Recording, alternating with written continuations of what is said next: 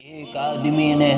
علامہ بشیری سے کہا، اگر آپ سیرت بیان کرنے کا حق ادا نہیں کر سکتے تو سیرت بیان کرنے کی کیا ضرورت ہے؟ علامہ بشیری نے کہا، ہماری مثال مصر کی اس بڑھیا کی طرح ہے جو یوسف کو خریدنے کے لیے روئی کی ایک گٹھلی کل آئی تھی، اور کسی نے کہا تھا، اماں تیری اس گٹھلی سے بھی یوسف خریدا جائے گا؟ تو کہنے لگی، بات یوسف کو خریدنے کی نہیں ہے، اصل میں بات یہ ہے کہ کل قیامت کے دن خدا تعالیٰ پوچھے گا کہ یوسف کا خریدار کون کون تھا، تو میرا بھی اس میں نام آ جائے گا۔ قرآن بولتا ہے، وَرَفَعْنَا لَكَ ذِكْرَكَ، ہم نے آپ کے ذکر کو بلند کیا۔ میرے بھائیو، نبی چلتا ہے، قرآن بولتا ہے، نبی بیٹھتا ہے، قرآن بولتا ہے، نبی اٹھتا ہے، قرآن بولتا ہے، نبی پہاڑ پر ہے، قرآن بولتا ہے، نبی بولتا ہے، قرآن بولتا ہے، نبی غار میں ہے، قرآن بولتا ہے، نبی گلی میں ہے، قرآن بولتا ہے،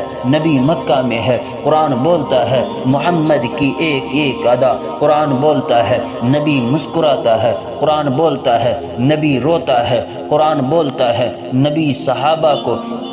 اپنے سینے سے لگاتا ہے، قرآن بولتا ہے، نبی مسجد میں ہے، قرآن بولتا ہے، اے پیغمبر میں نے تیری ایک ایک ادا قرآن میں اتار دیا، اس لیے کہ تو اتنا بلند ہے کہ تیری وجہ سے مکہ کی گلیوں کو بلند کیا، تیری وجہ سے مدینہ شہر کو بلند کیا، میں نے تیری وجہ سے صحابہ کو اتنا بلند کر دیا کہ قیامت تک کوئی جوان، کوئی ولی، کوئی قطب، کوئی ابدال آپ کے قدموں کا مقابلہ نہیں کر سکتا، کوئی اس کی گرد کو بھی نہیں چھو سکتا، اس لیے کہ جو تیرا صحابی بنا وہ بھی کائنات میں بلند ہوگا۔ ہمارا نبی، نبیوں کا نبی اللہ تعالیٰ نے اور انبیاء بھی دنیا میں بھیجے، کوئی نبی بستی کے لیے، کوئی نبی شہر کے لیے، کوئی نبی قوم کے لیے، کوئی نبی علاقے کے لیے، کوئی نبی ایک ملک کے لیے، کوئی موضع کے لیے،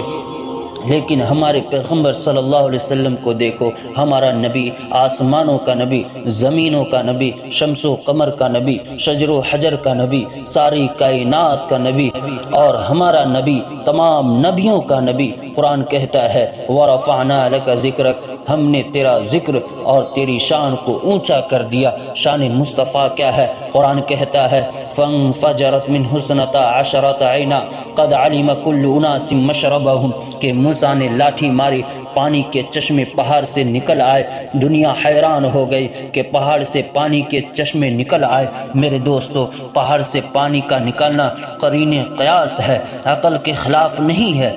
پانی کے چشمے زمین سے نکلتے ہیں، پانی کے چشمے تو پہاڑ ہی سے نکلتے ہیں۔ پانی کے چشمے کا پہاڑ سے نکلنے میں جتنا بڑا کمال ہے، اس سے بھی بڑا کمال حضور صلی اللہ علیہ وسلم نے دنیا کو دکھا دیا ہے۔ صحابہ نے بتایا کہ یا رسول اللہ پانی ختم ہو گیا، تو حضور صلی اللہ علیہ وسلم نے فرمایا، پانی کا ایک پیالہ لاؤ۔ پیالہ میں تھوڑا سا پانی تھا، آقا نے نبوت والا ہاتھ اس میں ڈالا، ان کی انگلیوں سے پانی کے چشمے نکل آئے، تو قرآن نے کہا، وَرَفَعْنَا لَكَ ذِكْرَكَ، ہم نے تیرے ذکر اور تیری شان کو اونچا کر دیا۔ حضور صلی اللہ علیہ وسلم کے پاس حضرت ابو ہریرہ رضی اللہ عنہ آئے اور فرمایا، یا رسول اللہ میری ماں کے لیے دعا کرے۔ حضور صلی اللہ علیہ وسلم نے نبوت والا ہاتھ اٹھایا اور فرمایا، اللہم اہدی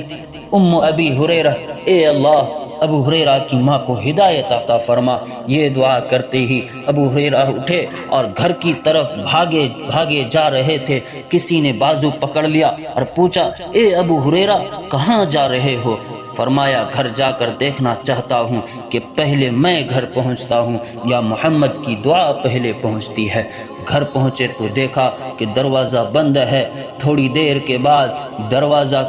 کھلا دیکھا تو ماں غسل سے فارغ ہو کر فرمانے لگی، اے ابو ہریرہ جلدی کر مجھے رسول اللہ کے دروازے پر لے جا کر کلمہ پڑھا دے۔ تو اس بات پر قرآن کہتا ہے، وَرَفَعْنَا لَكَ ذِكْرَكَ، یہ نبی کی شان ہے۔ ایک مرتبہ ابو جہل حضور صلی اللہ علیہ وسلم کے سامنے مٹھی بند کر کے کہنے لگا، اے محمد بتا میری مٹھی میں کیا ہے؟ حضور صلی اللہ علیہ وسلم نے فرمایا، اے ابو جہل، میں بتاؤں تیری مٹھی میں کیا ہے، یا تیری مٹھی میں جو چیز ہے وہ بتائے کہ میں کیا ہوں؟ یہاں تک کہ مٹھی میں جو کنکریاں تھی ان کنکریوں سے آواز آئی، اشہد ان لا الہ الا اللہ اشہد ان محمد عبدہ و رسولہ۔ یہ نبی کی شان ہے۔